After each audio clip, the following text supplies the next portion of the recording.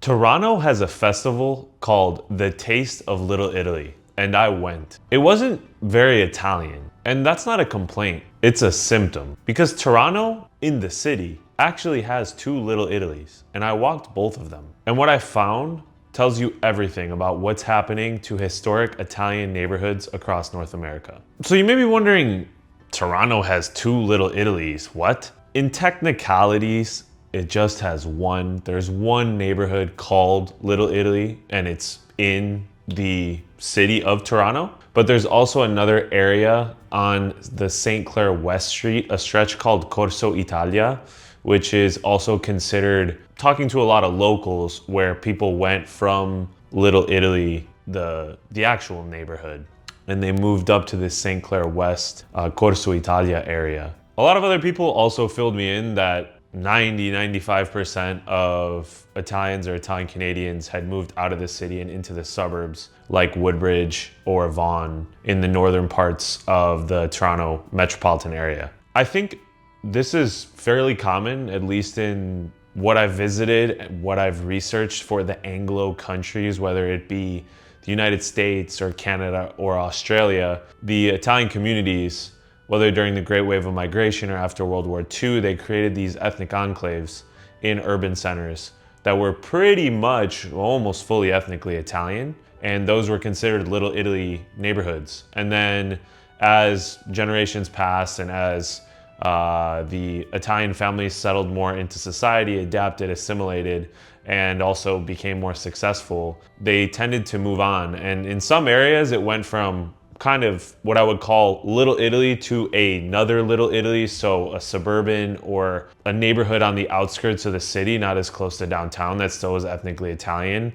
And then sometimes after that, it dispersed even more into kind of just general suburban life. I'm seeing something similar in Canada. It seems like in the last couple decades that the near suburbs in the north, like Woodbridge and Vaughan, are now the Italian areas and no longer really in the city.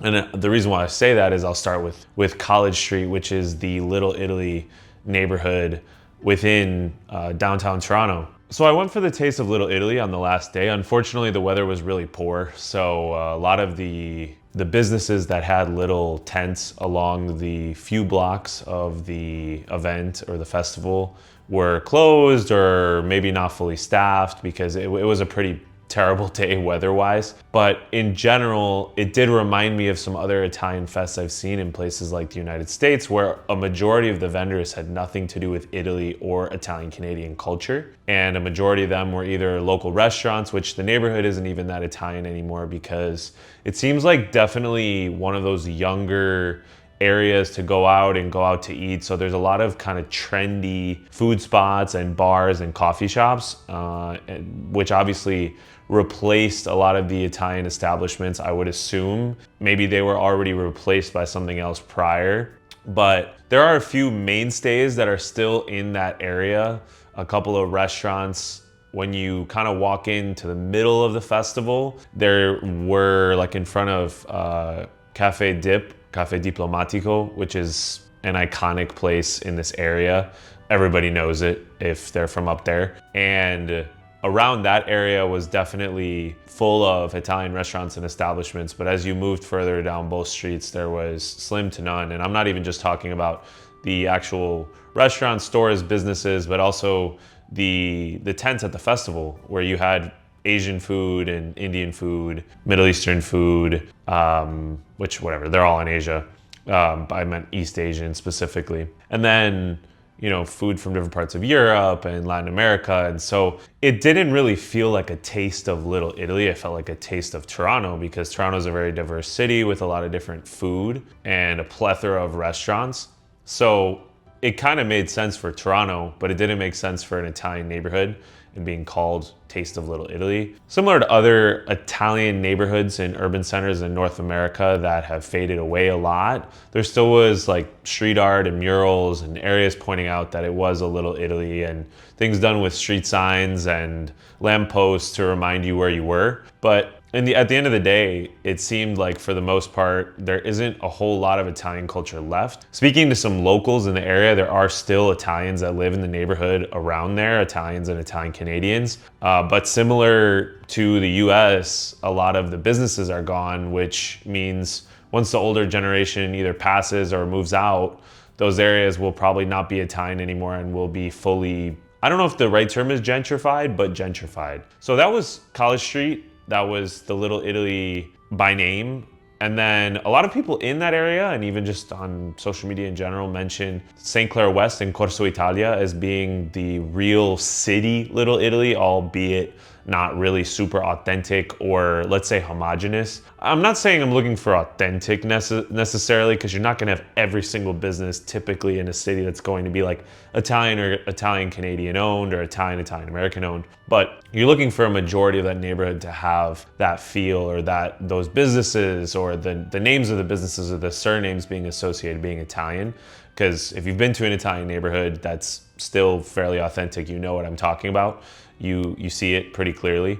So St. Clair West to me wasn't really that much different. To me, instead of it being kind of these trendy bars and coffee shops, I would say it was more along the lines of being almost overtaken by the Portuguese culture. There's a large contingent of Portuguese and Portuguese Canadians that are in Toronto, and they have a lot of bakeries, restaurants, and businesses in that general area, and kind of what I would call, I guess, is the western part of Toronto. And you see more Portuguese flags in that area than Italian flags. You see more Portuguese businesses than Italian or Italian Canadian businesses. So that area to me, outside of having Corso Italia around a lot of the lampposts and also a handful of restaurants and bakeries and businesses, and then the local neighborhood church, the San Nicola di Bari church, which was cool to see because, you know, the Italian neighborhood always centered around the church.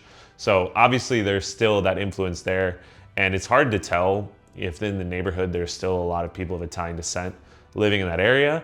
I don't know that for sure. People said that that's the case, but again, a majority, it seems like, went up to the suburbs. And this is just a natural transition of what it seems to be for Italian communities after a few generations in, you know, their new countries, specifically in the Anglo countries, whether it be Canada or the US, which I have seen, and Australia, which I haven't, but it seems to be kind of the same trend there. So, I mean, I kind of knew going to the festival on College Street in the Little Italy neighborhood that it was going to be fairly, I would say, inauthentic, or just a shell of what the old neighborhood probably looked like decades ago. I was a little bit surprised by St. Clair West because, in all honesty, I don't feel like I saw that much of a difference. To me, the neighborhood was clearly different, but a difference in the sense of the feeling of being in an Italian neighborhood. I didn't really get it in either. Obviously there's street art and there's decorations and there's a handful of businesses, but I don't think that truly there was a big imprint on me visiting those areas. So the next time I go to Toronto, I'm obviously gonna have to visit Woodbridge and Vaughan. It's just not always that easy on a few days of a trip to have to go out to the suburbs, rent a car, do anything like that. When you're on a pretty tight schedule. So I mean, all in all, what I saw in Toronto, I don't want to say it wasn't surprising, but I've seen it in Chicago, I've seen it in New York City, I've seen it in a lot of neighborhoods around the US already, and to see it to our neighbors to the north, who obviously share a lot of culture with us, and the Italian Canadian culture is not that far off the Italian American one.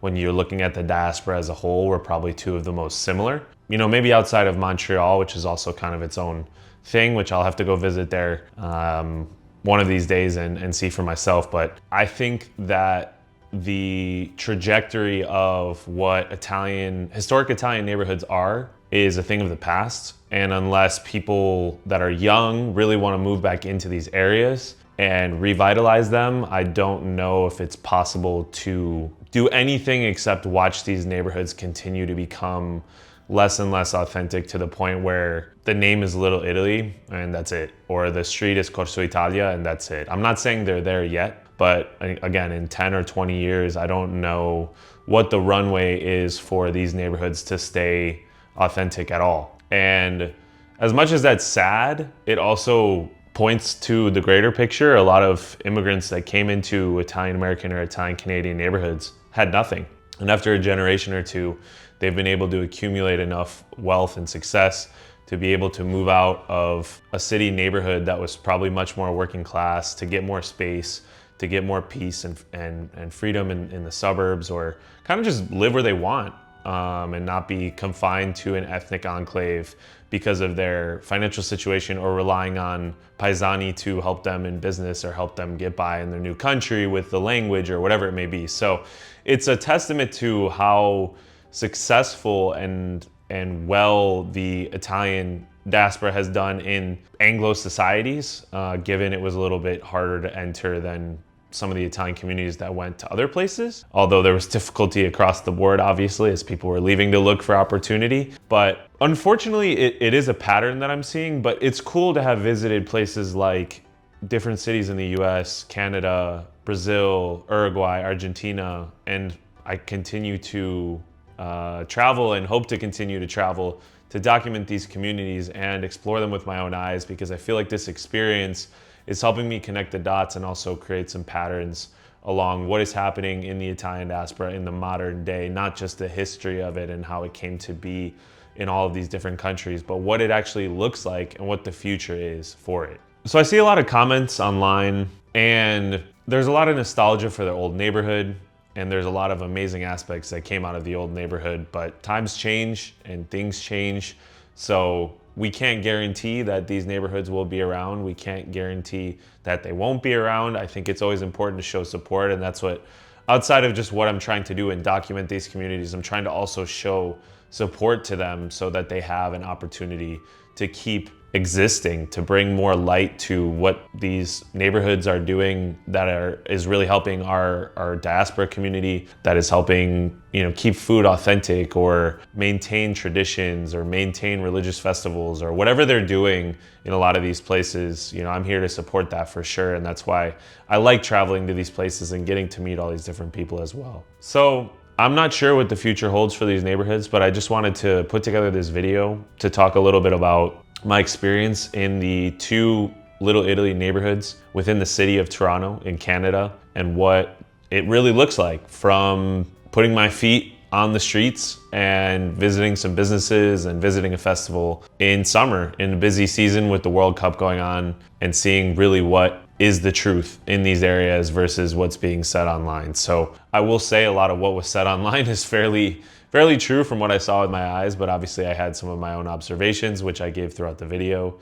So if you like videos like this that are kind of just off script, opinion oriented, and also experience oriented from my travels and what I've seen, then ORIUNDI is for you. Make sure to hit the subscribe button and the like button on this video. And I look forward to traveling to more Italian communities worldwide and sharing my thoughts with you guys. I hope you enjoyed this video. Ciao for now, e alla prossima.